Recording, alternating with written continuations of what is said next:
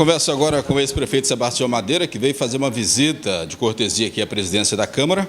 Prefeito, desde que você cumpriu o seu mandato de 8 anos, deixou a cidade entregue ao novo prefeito, como é que você tem acompanhado, por exemplo, a rotina da cidade após o seu mandato, com meio a essas reclamações que a cidade está vendo? Bom, primeiro eu vim fazer essa visita aqui à Câmara, foi uma casa e um poder que nos 8 anos nós trabalhamos pela cidade na mais estreita sintonia. Cada um fazendo o seu papel, cada um com a sua independência.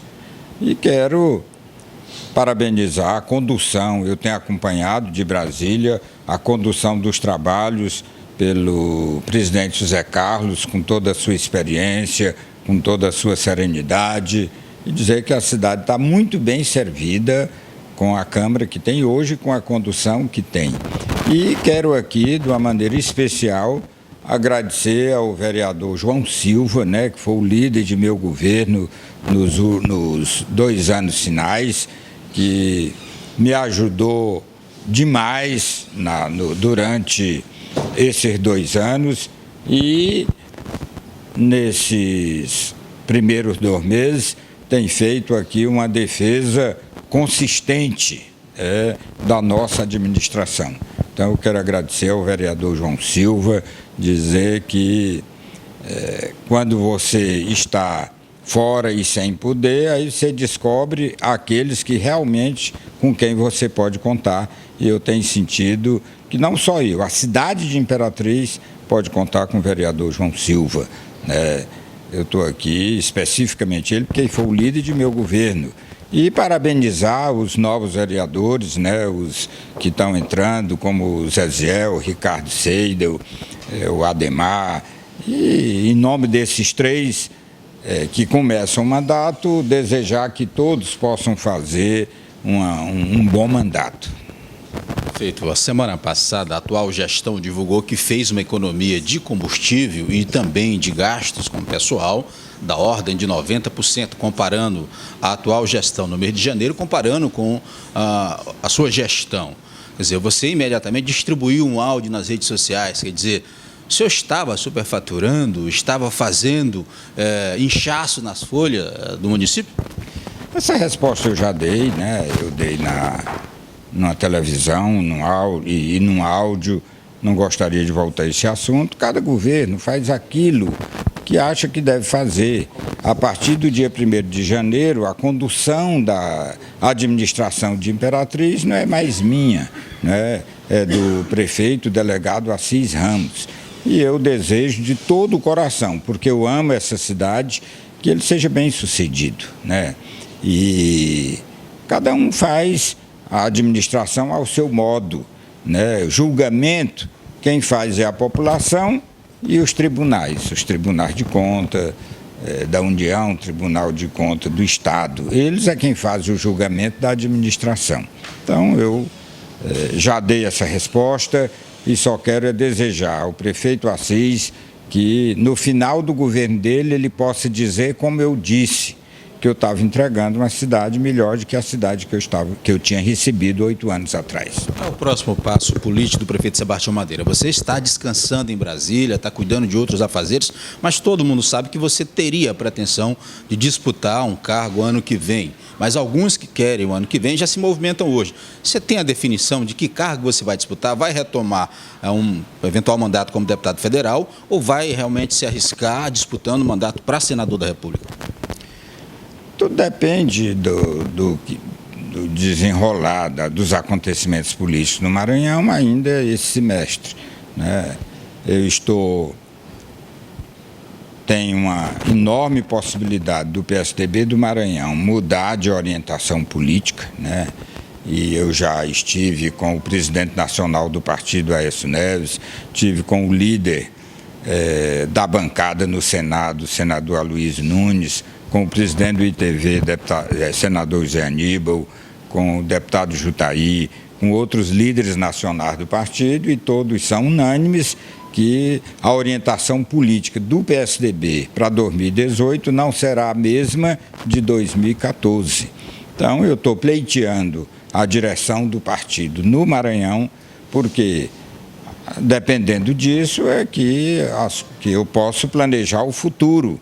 Para uma candidatura majoritária ao Senado, por exemplo, eu tenho que ter a liderança do partido no Estado, né, para não ser surpreendido por uma posição contrária quando chegar o momento. Então vai depender tudo disso. Agora, ou como deputado, ou como senador, quem faz o tamanho do cargo, quem faz é o ocupante do cargo. Quer dizer, Ulisses Guimarães nunca foi senador e um dos maiores políticos do Brasil. E já outros senadores apequenam o cargo, né?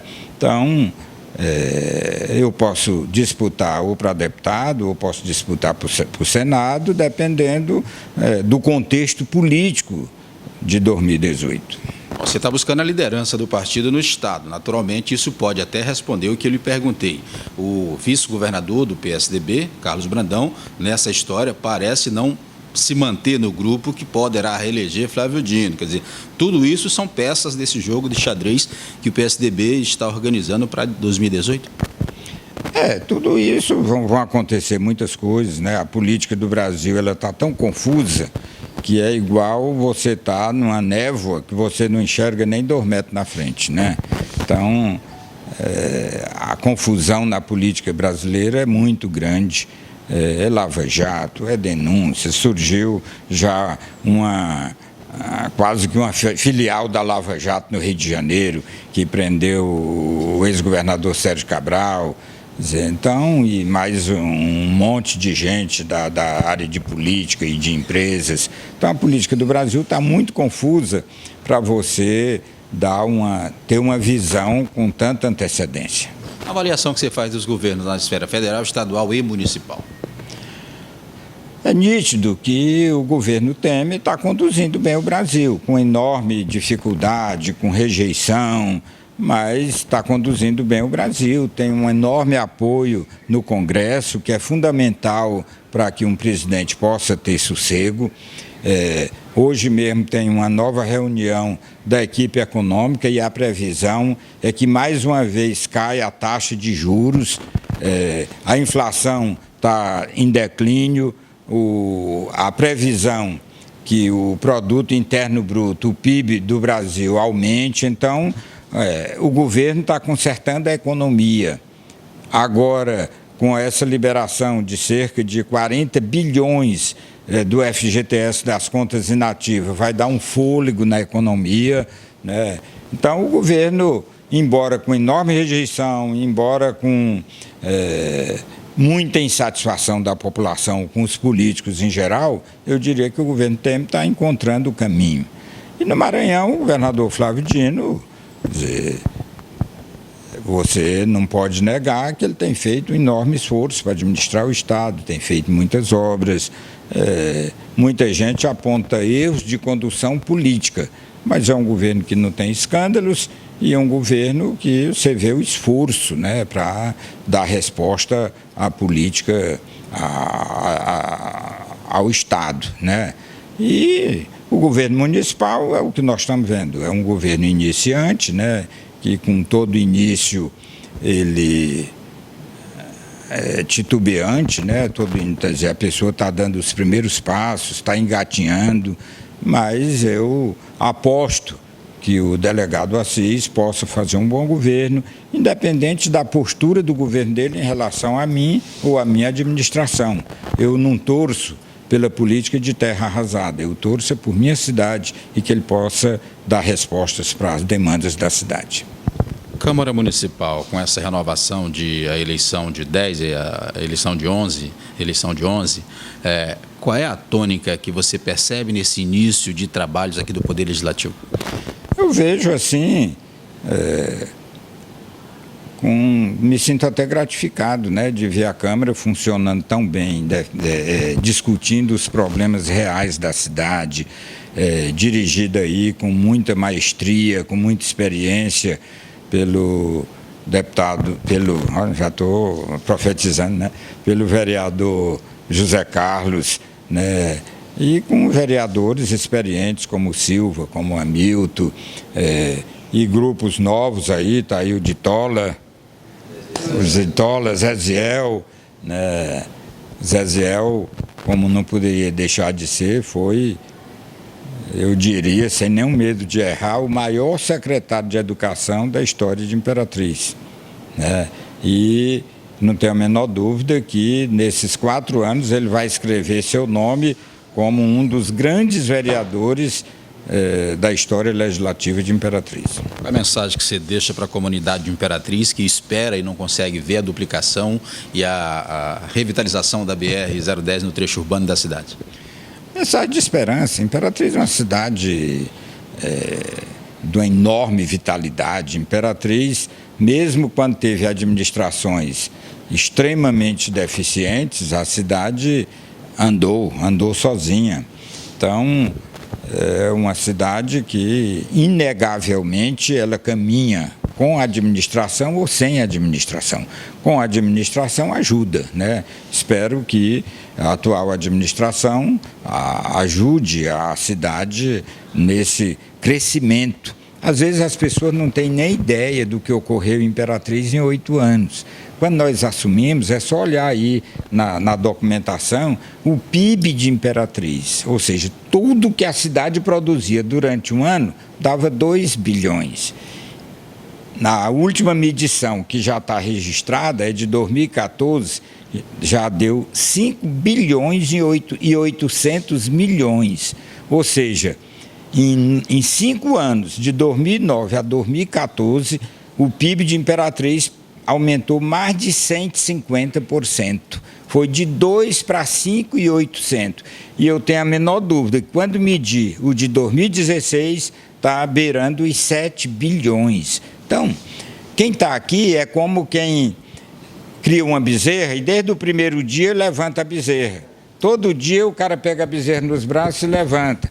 A bezerra vira uma vaca e ele continua levantando sem sentir que a vaca cresceu e ficou mais pesada. Quem está todo dia na cidade não sentiu tanto essa evolução, mas quem veio de fora e viu Imperatriz no final de 2008 e viu Imperatriz no final de 2016, ficou de queixo caído, né?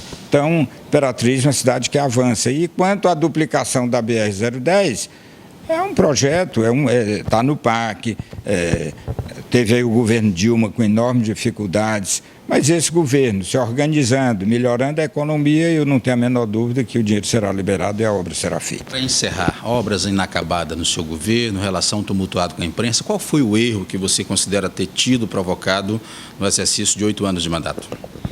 Erro sempre tem, né? Erro sempre tem. O maior deles? Agora, obra inacabada, dizer, tem 2 postos de saúde que eu não entreguei. Por quê? Porque as empresas faliram, praticamente faliram. Quer dizer, falta o último pagamento, um posto do Conjunto Vitória, que falta um pagamento de 50 ou 60 mil, com menos de 30 mil termina, e a empresa não teve condição de fazer. Teve outro posto lá no Parque Anhanguera, que me parece que falta 90 mil, que é o último pagamento que só pode pagar quando a empresa entregar, né? Então, são obras inacabadas por conjuntura, não foi pela administração. O mercado do peixe não deu tempo, né? Teve muitos problemas, teve que refazer projeto, mas a obra eu entreguei já 80% ou 90% finalizada e o dinheiro restante para completar na conta.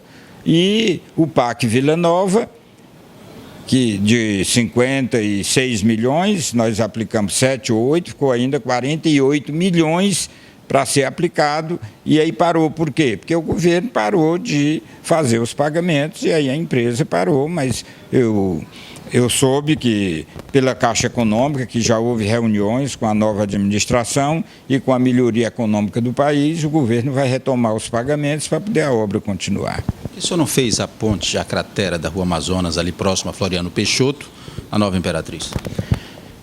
Ali nós ainda fizemos mais de 50%, e aí entramos nesse final, numa extrema crise, eu preocupado com as contas finais para poder pagar o máximo delas, e aí realmente foi uma obra inacabada, mas que com 100 mil termina de fazer aquela ponte. Relação com a imprensa? considero que tenha sido boa, né? Tem muita queixa, mas com todo governo tem queixa na relação com a imprensa, porque isso são dois lados. Quem está do lado do governo e tem as dificuldades financeiras. Quem está do lado da imprensa precisa, e é até legítimo, que seja contemplado, mas são dois interesses conflitantes, é o tipo da coisa. Na casa que não tem pão, todo mundo briga e ninguém tem razão, né? Saldo em caixa, quanto você deixou para o governo que assumiu? Aí depende. Na educação, nós deixamos 3 ou foi 4 milhões em caixa e deixamos, ainda da minha administração, 9 milhões que entrou no final de janeiro. Complemento do dinheiro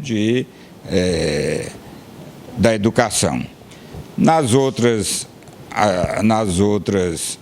secretarias, ficou sem dívida, mas também sem saldo, 200, 300 mil em caixa, pouca coisa. Agora, na saúde, embora eu tenha feito um enorme esforço e tenha, no final, conseguindo um recurso extra, deixamos aí realmente um saldo a descoberto, e não foi só eu.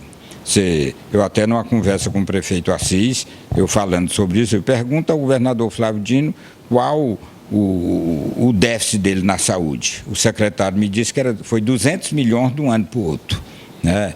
Eu deixei em torno de 20 milhões e 7 para receber do mês de dezembro. Então, em torno aí de 14 a 15 milhões de conta na saúde.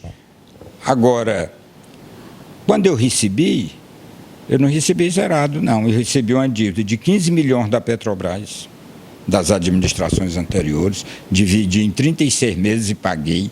Eu recebi 106 milhões de INSS, de dívidas, que tive também que parcelar em 240 meses, e recebi uma dívida de 34 milhões do FGTS. E não chiei, não saí gritando, não saí ganhando e nem chorando.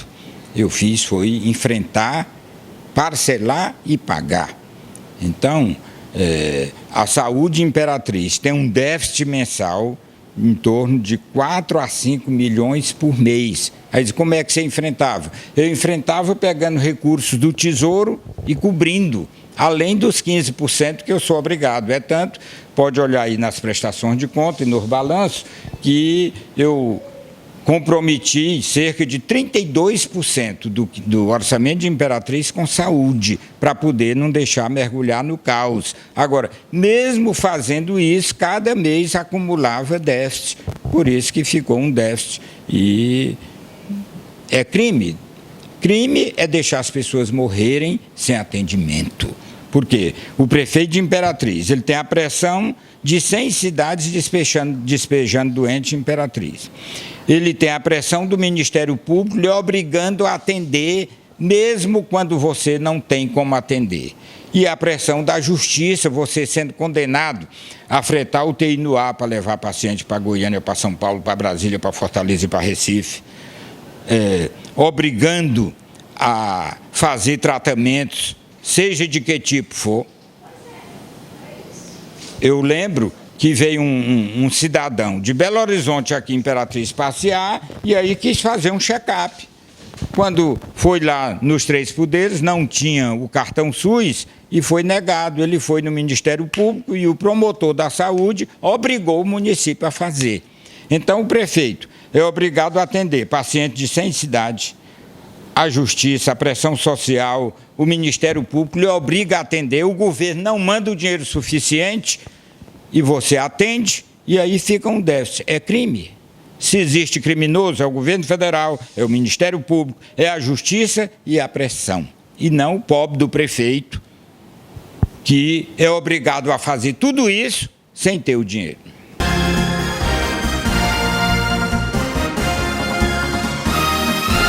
Não, o prefeito Madeira é uma autoridade política nacional partidária e de um dos principais partidos do país. Onde ele está em Brasília, procurando de todas as formas ajudar a cidade de Imperatriz. Não é pelo fato dele ter deixado de ser prefeito que ele vai deixar de ajudar a cidade. Então ele veio nos fazer uma visita e contar do andamento das articulações que ele faz em Brasília, junto ao PSDB, o seu partido, para que possa ajudar a cidade de Imperatriz.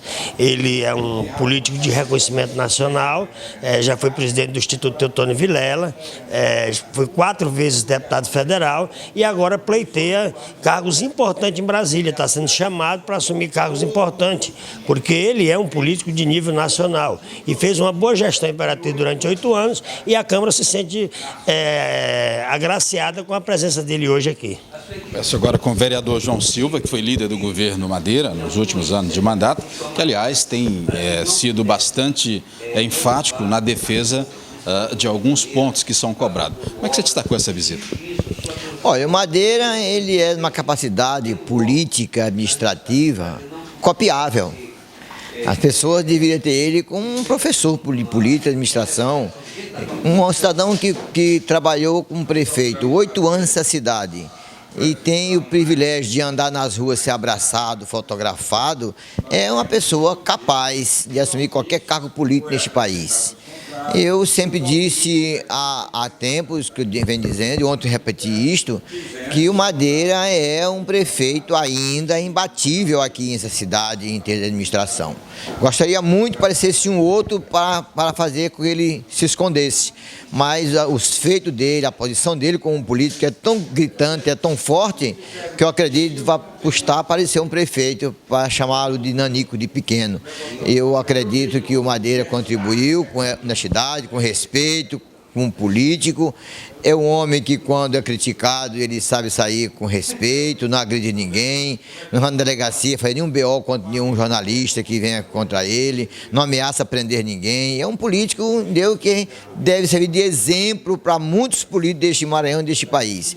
E eu tenho o privilégio de ter sido o líder do governo aqui nessa Câmara, esse prefeito valente, trabalhador, e hoje foi agraciado por uma fala dele que me surpreendeu. Eu agradeci muito e reconhecer meu talento como vereador e quero dizer ao povo de Imperatriz que eu acredito muito numa gestão futura de Madeira, talvez não a nível de município, mas a nível maior.